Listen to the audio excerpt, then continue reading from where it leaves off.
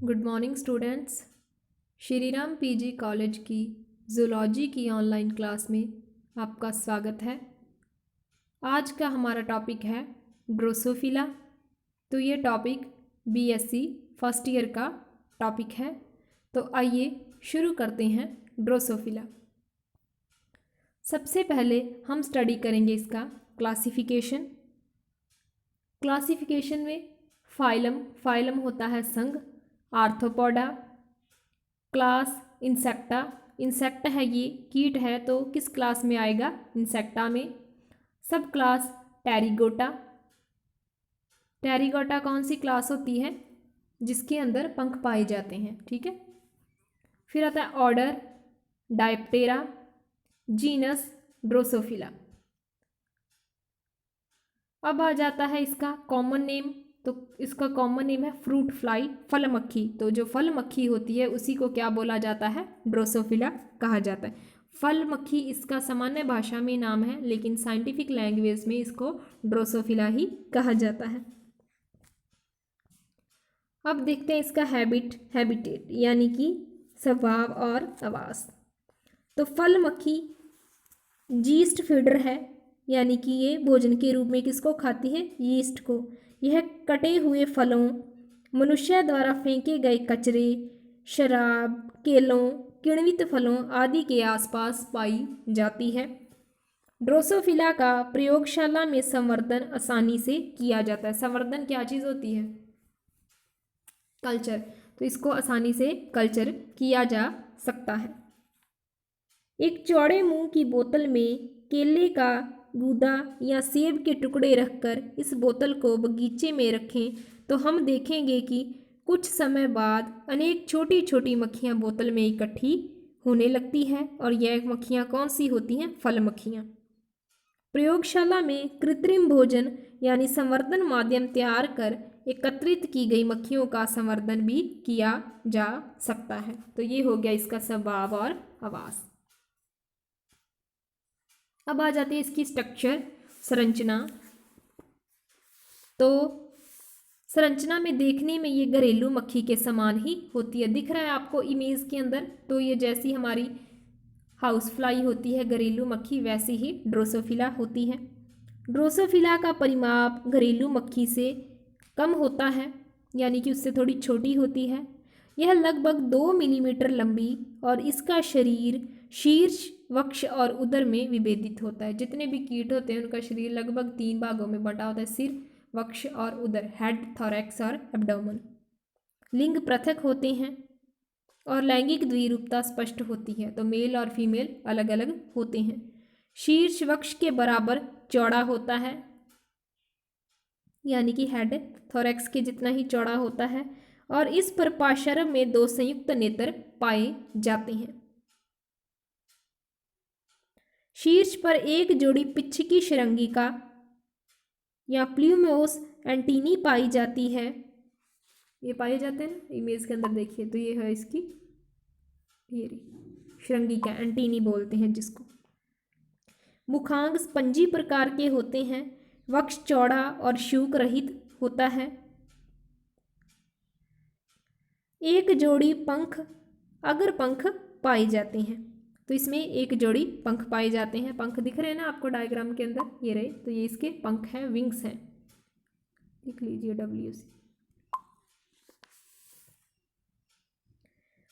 पश्च पंख हासित होते हैं।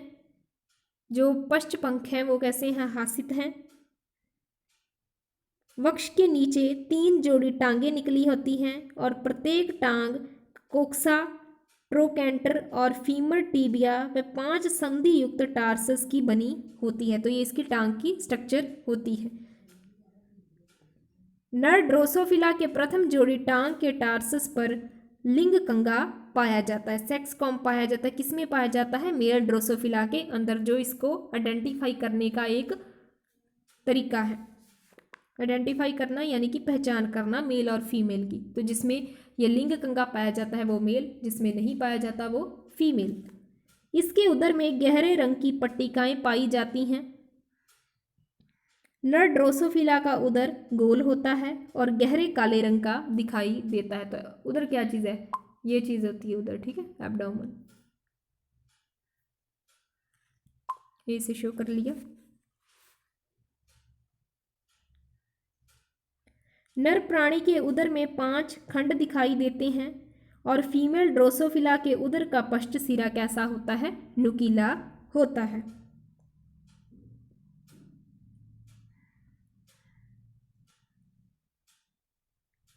फीमेल जो प्राणी है उसके उदर के खंडों के मध्य पृष्ठतः गहरे पीले रंग की पट्टिकाएं पाई जाती है।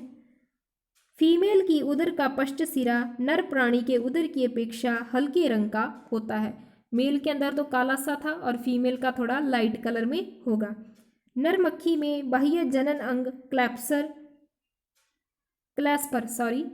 क्लैस्पर और शीशन पाए जाते हैं और फीमेल के अंदर बाह्य जनन अंगों में योनि प्लेट यानी वेजाइनल प्लेट पाई जाती है। तो ये होगी स्ट्रक्चर किसकी? ड्रोसोफिला की। इसके अलावा क्या है कि जो ड्रोसोफिला का मेल फीमेल होता है ना, उसमें थोड़ा सा डिफरेंस होता है। क्या?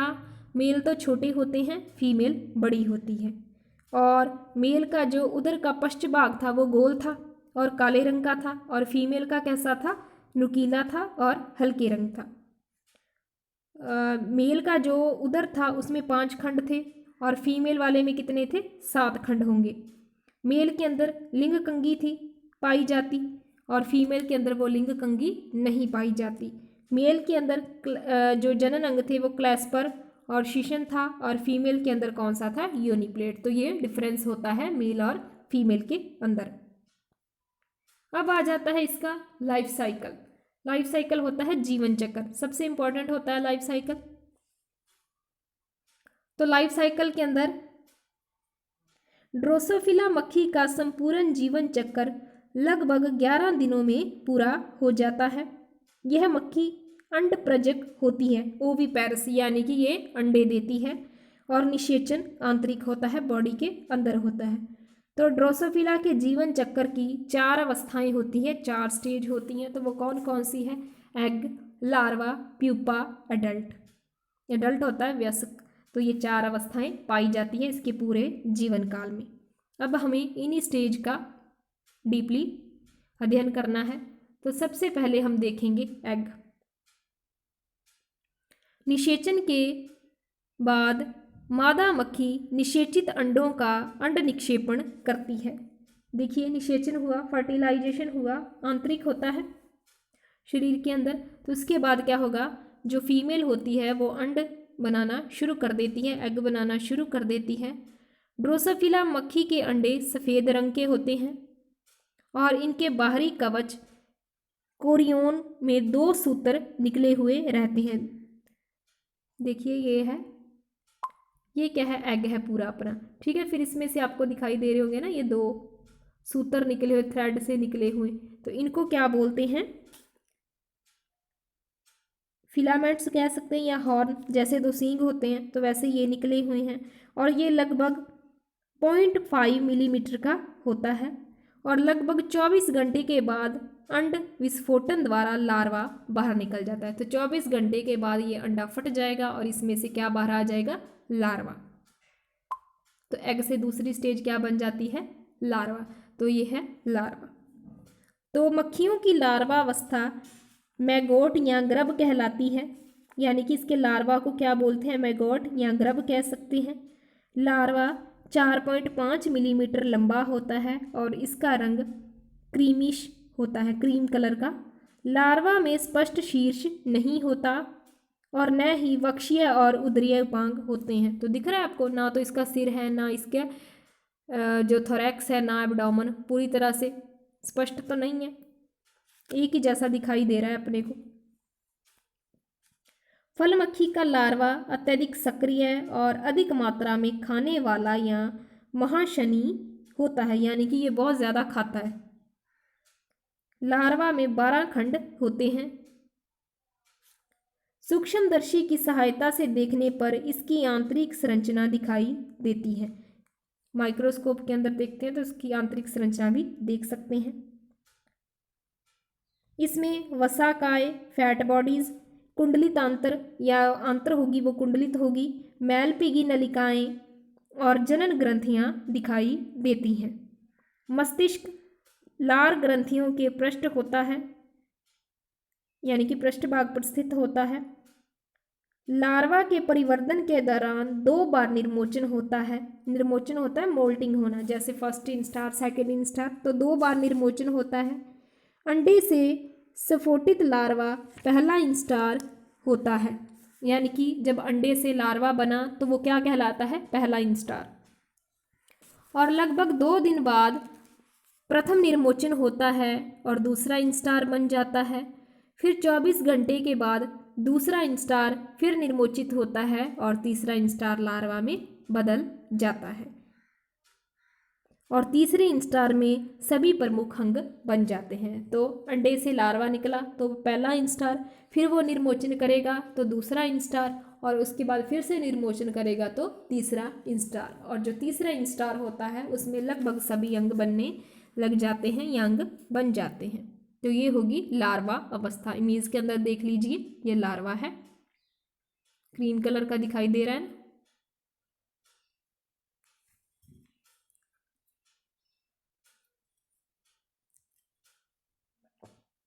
अब नेक्स्ट आता है प्यूपा। तो लार्वा बनने के लिए तैयार हो जाता है तो वह किसी सूखे स्थान से चिपक जाता है। शरीर संकुचित होकर बेलनाकार से अंडाकार हो जाता है। देखा था ना हमने पीछे, जो लार्वा था वो बेलनाकार सा था, अब ये अंडाकार हो गया। त्वचा हार्ड होकर एक गहरे भूरे रंग का संरक्षी आवरण प्यूपेरियम बना लेती है। ये रहा ना, जैसे ये त्वचा है तो इस पे एक ब्राउन सा बन गया आवरण। प्यूपा एक निष्क्रिय अवस्था होती है और प्यूपेरियम में लार्वा परिवर्तित होकर इमेगो या वयस्क बना लेता है। तो क्या है, लार्वा प्यूपेरियम, अंदर जो इसका कवर था उसको प्यूपेरियम बोलते हैं, उसके अंदर लार्वा में परिवर्तन होगा और उससे क्या बन जाता है, इमेगो या वयस्क। प्यूपा क्या चीज़ होती है, इसके बाहर जो शेल बनता है इसको ही प्यूपा स्टेज कहा जाता है। तो प्यूपा से बाद में क्या बन जाएगा, अडल्ट। ये हो गया अडल्ट।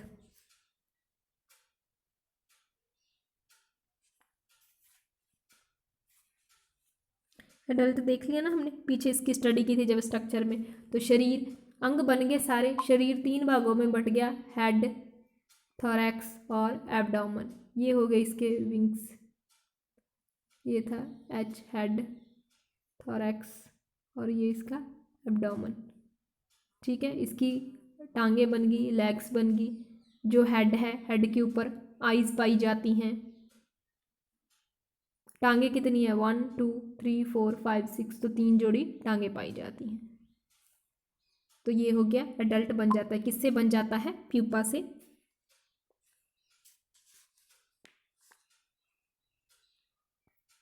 ये देखिए, अब इसके लाइफ साइकिल को दिखाया गया है। मेल और फीमेल है, ऊपर दिखाई दे रहे हैं ना, ये मेल है और ये फीमेल है। मेल छोटा है, फीमेल बड़ी है। एडल्ट हैं, उनके बीच में निषेचन हुआ तो निषेचन के बाद ये एग्स बन गए। जैसे ये क्या है, मेल है, इस साइन से मेल को दिखाते हैं और इससे फीमेल को दिखाया जाता है। फिर क्या है, इन दोनों के बीच में निषेचन होता है तो निषेचन से एग्स बन गए, ये रहे एग्स। एग्स 1 दिन के बाद जब एग्स फट जाते हैं तो उसमें 1 दिन के बाद क्या बन जाता है, मतलब 1 दिन के बाद वो फटेंगे, 24 घंटे के बाद यहाँ पे एग्स बने, 1 दिन के बाद वो फट गए तो उससे क्या बन जाता है, फर्स्ट इंस्टार बन गया।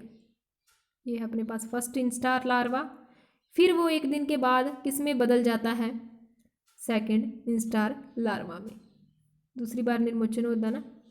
फिर यहाँ पे फिर से 1 दिन के बाद एग से थर्ड इंस्टार लार्वा बन जाता है। तो ये पढ़ा था ना हमने जब इसकी थ्योरी की थी भी। एग से 24 घंटे बाद एग फट गया तो फर्स्ट इंस्टार बन गया। फिर 1 दिन बाद उसमें निर्मोचन हुआ तो सेकंड इंस्टार बन गया। फिर 1 दिन बाद फिर से निर्मोचन होगा तो थर्ड इंस्टार। और थर्ड इंस्टार में देखिए कुछ अंग बनने लग जाते हैं। फिर क्या है, प्रमुख अंग बन गए। फिर एग से क्या बनता है, थर्ड इंस्टार से प्यूपा बनना स्टार्ट हो जाता है। प्यूपा क्या चीज़ होती है, जो ये इंस्टार लार्वा है, लार्वा वो अपने ऊपर एक आवरण बना लेता है, उसको बोलते हैं प्यूपा। तो प्यूपा के अंदर से अपने को ऐसे दिखता है, ये रहा, ये दिख रहा है ना, ये है प्यूपा। तो 2.5 से 3 दिन के बाद प्यूपा से क्या बन जाते हैं, एडल्ट बन जाते हैं, मेल और फीमेल। हो सकता है वो मेल हो सकता है फीमेल हो। तो इस तरह से मेल और फीमेल बन जाते हैं। तो ये हो जाता है इसका लाइफ साइकिल पूरा।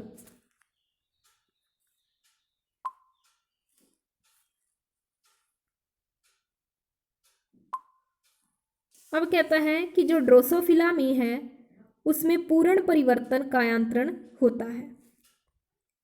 अंडे से निकलने वाले लार्वा संरचना, देह आकृति, मुखांग, टांगों और जीवन पद्धति में वयस्क से बिल्कुल भिन्न होते हैं। दिख रहे हैं ना कहाँ लार्वा है, तो लार्वा इस तरह का है, और एडल्ट कैसे हैं तो उससे बिल्कुल अलग है। लार्वा अधिक मात्रा में खाता है, चलता फिरता है, वृद्धि करता है और निर्मोचन करता है। लार्वा अपने वयस्क से इतना अलग होता है कि पहले यह एक विश्रामी प्यूपा बनता है। विश्रामी प्यूपा यानी कि रेस्टिंग प्यूपा, जो रेस्ट करता है, रेस्टिंग स्टेज में रहता है।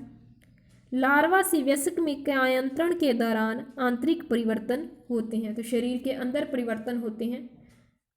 लार्वा के अंग विघटित अथवा इनका भक्षाणुओं द्वारा उत्तक लयन हो जाता है।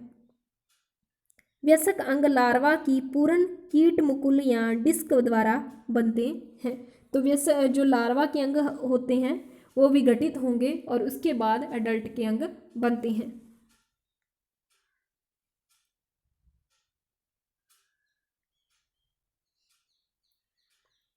और उत्तक लयन क्या चीज़ होती है, हिस्टोलाइसिस यानी कि उत्तकों का लयन होना, जुड़ना,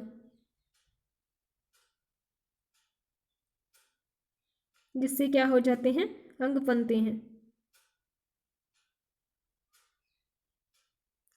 पूर्ण कीट मुकुल भ्रूणीय उत्तक में अविभेदित कोशिकाओं का समूह होते हैं। यानी कि जो इमेजिनल डिस्क बनी थी ना, कौन सी थी, जो वयस्क के अंग थे वो लार्वा की पूर्ण कीट मुकुल डिस्क द्वारा बनते हैं। तो ये लार्वा के अंदर जो पूर्ण कीट मुकुल होती है, डिस्क होती है, वो भ्रूणीय उत्तक में अविभेदित कोशिकाओं का समूह होती है और अंतःस्रावी ग्रंथियों के हार्मोन से उत्तेजित होकर कायांतरण के दौरान वयस्क अंग बनते हैं। तो लार्वा के अंदर अंतःस्रावी ग्रंथियां काम करती हैं जिससे वयस्क के अंग बनते हैं। पूर्ण कीट मुकुल पूर्ण कीट के भावी अंगों के मूलांग होते हैं, यानी कि उससे फ्यूचर में एडल्ट के अंग बनते हैं। इनमें टांगे, मुखांग, पंख और आंतरिक अंग बनते हैं। और प्यूपा के अंदर क्या होता है, जो पूर्ण कीट डिस्क थी उसके द्वारा पूर्ण कीट के अंगों का निर्माण, उत्तक जनन होता है और फलस्वरूप वयस्क बन जाता है। चूंकि पंख आंतरिक पूर्ण कीट मुकुलों से बनते हैं इसलिए फल मक्खियों जैसे कीटों को एंडोटेरिगोटा भी कहते हैं। क्यों, क्योंकि जो पंख थे वो आंतरिक रूप से बनते हैं, इसी वजह से इसको एंडोटेरिगोटा कहते हैं। तो फिर एडल्ट बन जाता है जो, वो कैसा होता है देखने में, 2 मिलीमीटर लंबा होता है, शरीर का रंग हल्का होगा और पंख खुलकर फैल जाते हैं और शरीर गहरे रंग का हो जाता है। यानी कि जब पंख फैल गए तो शरीर गहरे रंग में बदल जाता है। और जीवन काल नर में 26 दिन के लगभग होता है और मादा में 33 दिन का होता है। तो मेल लगभग 26 दिन जीता है, जीवित रहता है, और फीमेल 33 दिन के आसपास। अब आ जाता है ड्रोसोफिला का आर्थिक महत्व क्या है। तो इसका यूज होता है, यूज इन हेरिडिटेरी डिजीज या स्टडीज।